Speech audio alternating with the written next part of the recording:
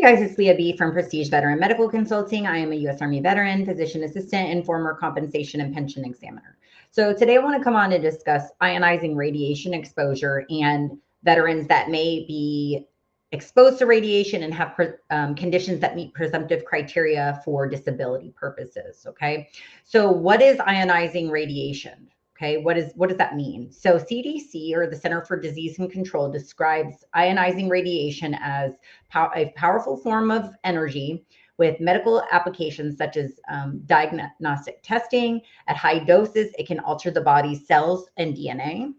Unlike some non-ionizing radiation, it can cause serious harm or cancer with enough exposure. So it exists all around the world and is in two forms. Ionizing radiation exposes in ionizing and non-ionizing forms.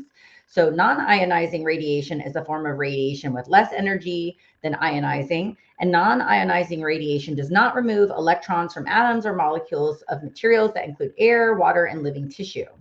Okay, so moving on a little bit more, one form of ionizing radiation is electromagnetic waves. Some electromagnetic waves have enough energy and can remove electrons from atoms and molecules of materials. These materials include air, water, and living tissue. Okay, so that's what we're going to talk about today, is that ionizing radiation that can disrupt DNA and cause changes and how veterans can be exposed to them. Okay, so I'm going to jump over to va.gov, which I always love to go to on some of these videos so that you guys can find the help docs that show all of the materials related to this. And I'm going to share my screen with you guys. So 1 second.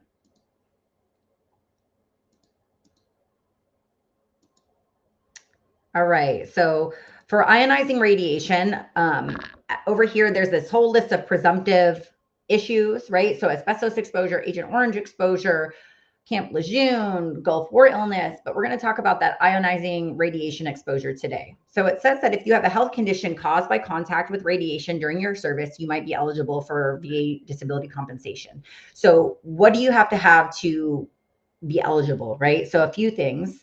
One, you have to have some sort of disorder that is caused by ionizing radiation. So some type of cancer, and we're going to go over some of those here in a second, what VA considers some of those conditions to be. But it says there are, as far as PACT Act goes, there's some new PACT Act related presumptive exposure locations. Okay. These locations and dates are now areas that they consider presumptive for specific disorders. To be eligible, that you have to have a illness that's on that list to be believed to be caused by radiation. Your illness started within a certain period of time, and you have to be an eligible veteran, right? So no dishonorable discharges and things. If your character of discharge is a concern, you would want to talk to a veteran service officer or another legal professional to go over that with you. So again, you have to have that illness on the list that's believed to be caused by radiation. So you must have had contact with ionizing radiation in one of these ways while serving in the military. You were either part of atmospheric nuclear weapons testing, Hiroshima or Nagasaki. You were a POW in Japan, Department of Energy employee, that make them a member of special exposure cohorts. You may also qualify for disability benefits if you served in at least one of these locations and capacities. So if you were a part of an underground nuclear weapons testing at this island in Alaska, or you were assigned to a gaseous diffusion plant in Paducah, Kentucky, in Portsmouth, Ohio, in area K25 at Oak Ridge, Tennessee. Now, this doesn't mean this list is all inclusive. You might have other ionizing radiation exposure that meets criteria for VA disability. These are just some of the ones that are presumptive, okay? So let's go over to review the radiation-related illnesses. Okay, so it tells you can find a list of radiation-related illnesses on the National Archives Code of Federal Regulations website.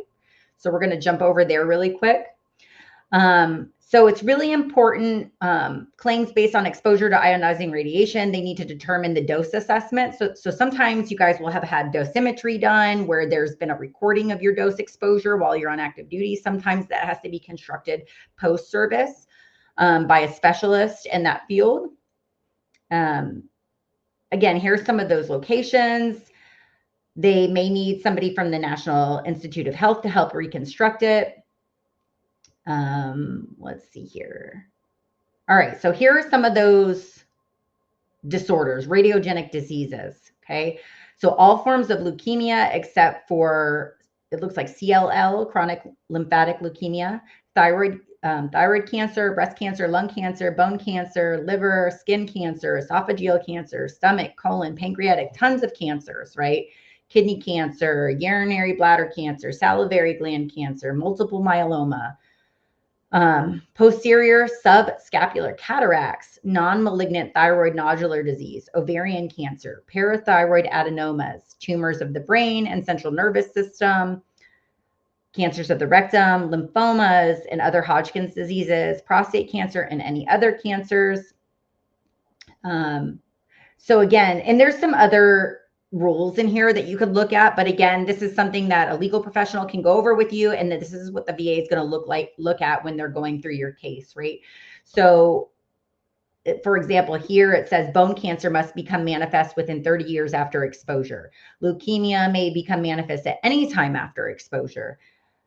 These cataracts have to be 6 months after exposure. So there's some like ins and outs of each one of these types of conditions. There's some specifications, right? So let me jump off this screen share with you guys. So I guess the point here is to understand that ionizing radiation is something that veterans can be presumptively rated for if they meet criteria based on, you know, being in a location or time frame that's been recognized, if they have a disorder that is radiogenic in nature related to that ionizing radiation, right?